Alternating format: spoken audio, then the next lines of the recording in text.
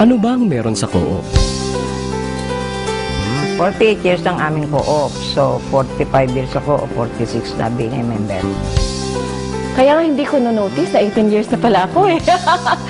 Ganun siya kasi inspired ako dun sa mga, especially yung mga leaders na makikita mo over the years.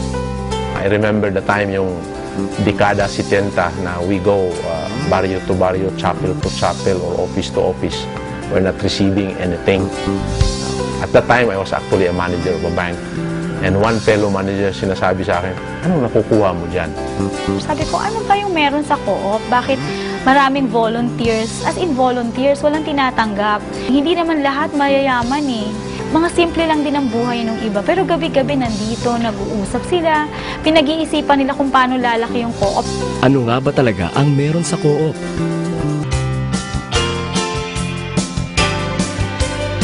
Values. I think we should never forget the co-op values.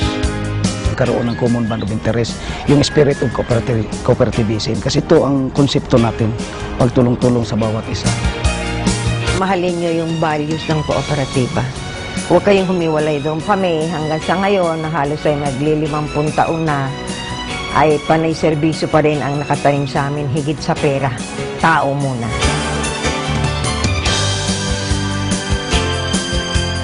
Serbisyo, pagtutulungan, bayanihan. Natatangi ang kooperatiba dahil sa mga values nito. Ano-ano ba ang values na dapat sinasabuhay sa bawat kooperatiba? Self-help o pagtulong sa sarili? Unang-una, financially talagang hirap kami. Kaya nagtayo po kami ng kooperatiba para sa mga katulad po din namin na may kapansanan. Yung school chair, nag-produce na po kami itong mga manufacture noon. Yun po yung mga miyembro namin, siya rin yung nagtatrabaho dun sa di na kami talaga umaasa na sa iba talagang kami ang gumagawa para sa amin. Kumikita kami para sa sarili namin. At hindi lang yun, nakakatulong pa kami dun sa mga walang hanap buhay. Kung may pagtulong sa sarili, dapat may kusa. Handang gampanan ng mga tungkulin bilang miyembro nang hindi na kailangan pang pilitin. May self-responsibility, ika nga. Merong sabi na yung mga mahihirap, hindi yun makabayad sa utang. Pero na-prove dito sa Baog na mas madali silang magbayad sa utang compared to other people na mayroong malalaking income. Kasi yan doon na nila yung tinatawag natin na sense of responsibility dito sa co-op. Na-focus namin doon sa values kung ano ba talaga yung tungkulin nila doon sa kooperatiba. Pagkatapos, andun na yung confidence, trust sa kooperatiba sa inyo. Halimbawa, karoon sila ng credit line na 10,000. Alagaan niyo yun kasi wala na makapagbigay sa inyo. So, nakita yung mga membro namin na talagang babayaran nila. Ilan pa sa mga values ng kooperatiba ang equity and democracy. Sa equity, bawat miyembro may binibigay na kapital. At kahit maliit lang ito, nagiging isa na siya sa may-ari ng kooperatiba. Dahil ang mga miyembro may-ari ng kooperatiba, sila rin na namamahala rito. Yun ang tinatawag na democracy. Ang co-op is self-governed by the members. Siyempre, kailangan nilang maglagay ng share capital. At ang napakahalaga dun pag sila sumali, may-ari sila. So, pagdaig pa nila tumama sa loto. Yung pagpili ng mga officers ng co-op called Board of Directors, yung mga members ang nag-elect. Ganun. Tapos yung mga policy din, and also the Board of Directors reports to the Assembly. We have the right to voice out our opinion. Suppose if we are against the resolution, the board resolution, we can voice out our idea. At ang lahat ng mga miyembro pantay-pantay. Isang tao, isang boto. Kahit ano pang posisyon o kahit iba-iba ang laki ng kontribusyon. Yon ang cooperative value na equality. Basta fair kami sa lahat ng. Hindi yan dapat makontrol na isa na kung malaki ang ambag mo o share mo sa co-op, ay makapangyarihan ka na. Yung ordinary yun, grassroots yung membro mo. Pero they feel that they are very important. Para bang Kasi kung kadalasan niya, experience nila, pupunta silang bangko, they will not be treated like a valued client. But here, we treat our members, whether small or big, similarly. Honesty and openness ay dalawa pa sa values ng kooperatiba. Kung tapat at walang itinatago, madaling magtiwala sa co-op. Kasi like yung dito kasi ang tinuro sa amin, yung maging very honest kayo. Na kahit walang nakatingin sa'yo, dapat ginagawa mo yung trabaho mo. Pumasok ako sa isang corporation na medyo hindi maayos yung pagpapatakbo nila, saka yung values, hindi naaayon sa values na natutunan ko dito. Yung dalawa yung libro eh. Isang libro pang BIR, isang libro pang kanila para alam nila kung totoong kumikita sila. Nung hawak ko yung libro sa San Dionisio during that time, isa lang talaga yung libro. Kung ano yung kita, yan talaga. Yung transparency po ng aming mga ginagawa. Kasi mas maganda yun na alam po nila yung in and out po ng ating negosyo para naman po manatili yung trust and confidence nila kasi they are the one that invest their money in the cooperative. Dito po sa co-op, kaya po lumago ito kasi ang mga staff po nito at ang BOD po dito, pawa pong may takot sa Diyos. Mga honest po sila, mga mabuting tao. Siguro ang pinakapuso ng kooperatiba ay makikita sa dalawa pa nitong values. Ang social responsibility at yung caring for others. Tinatawag naming total member care.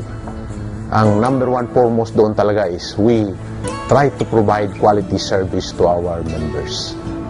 Kung anong needs niya, we will address it. Anong kailangan niya, talagang pinag-uusapan namin yan. So that's very important to us. And then we find ways how to deliver these services as fast, as efficient as we can. At saka yung may puso ka talaga.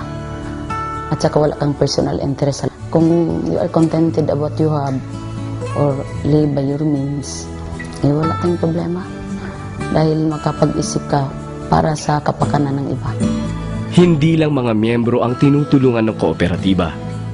Kailangan, tumutulong din sila sa buong komunidad. No, kasi ko ang mga members, they don't live in a vacuum, di ba? They live in a community. So meron din tayong advocacy programs, for example, sa gender, yung participation ng youth, ano yung program for elderly, ano yung care for the environment. Yung aming mga tulungan, nagkakaroon sila ng activity na naglilinis ng karsada, kanya-kanyang street sila. Noon naman kapanahunan ng dengue, naglinis sila ng mga estero doon sa street nila na talagang merong canal area na malaki na pwedeng pagbahayan ng mga lamok. Ang malasakit ng co-op sa bawat miyembro at sa lipunan ay makikita sa pagiging service-oriented nito. Iba't ibang klaseng serbisyo ang ibinibigay ng mga co-op. Mga serbisyong angkop sa mga pangangailangan ng mga miyembro. Tulad ng pagpapautang, livelihood training, health services, education, housing, infrastructure gaya ng mga daan, kuryente, at marami pang iba. Nagagawa ang lahat ng ito dahil may solidarity, may pagkakaisa sa loob ng kooperatiba. Dako kayo gibuhaton tungod kay ang poste nga gipang butang nato diya sa linya nga naigo sa survey sa tagas Bicol naa sa Taliwas Bukid nya ang tagas Bicol dili kay sila maka tunga sa bukid tungod sa lisod nga gion na desisyonan sa kooperatiba nga muhatag og mga asistan o tanan nga kinahanglanon mga tao pagkaot sa mangutangan sa poste niya hakot sa poste gikan sa kalsada ngadto pingan sa bukid nga among gikalutan. Naghukay kami nalagyan ng poste, hinila namin yung mga wire na walang kahit anumang bayad. Naami ato yung mga 20 katao hantod nga ang uban namang mga kaigsunan o bang membro nasibot sa mga sunod adlaw daghan nami nga ning tabang hanton nga nahimo nga napagaan ang mga trabaho.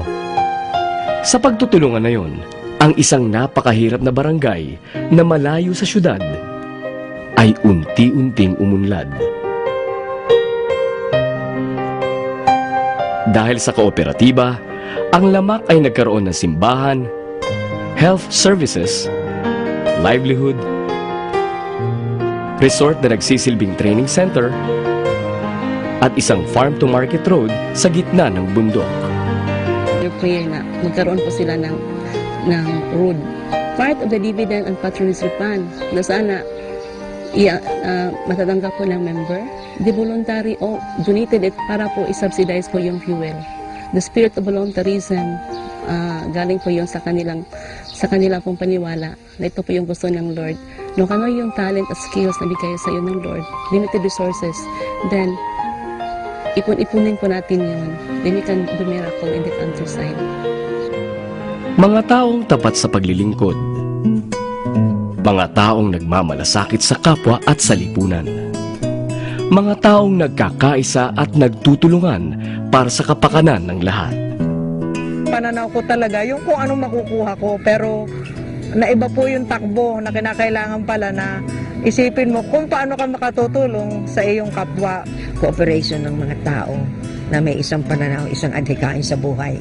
Yung sakripisyo, importante sa amin. Yung volunteerism, hindi namin nakakalimutan yun.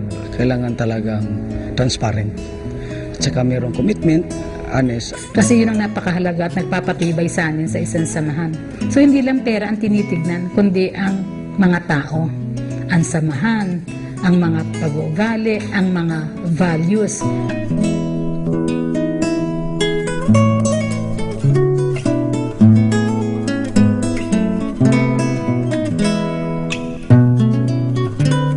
Yan ang meron sa Co-op.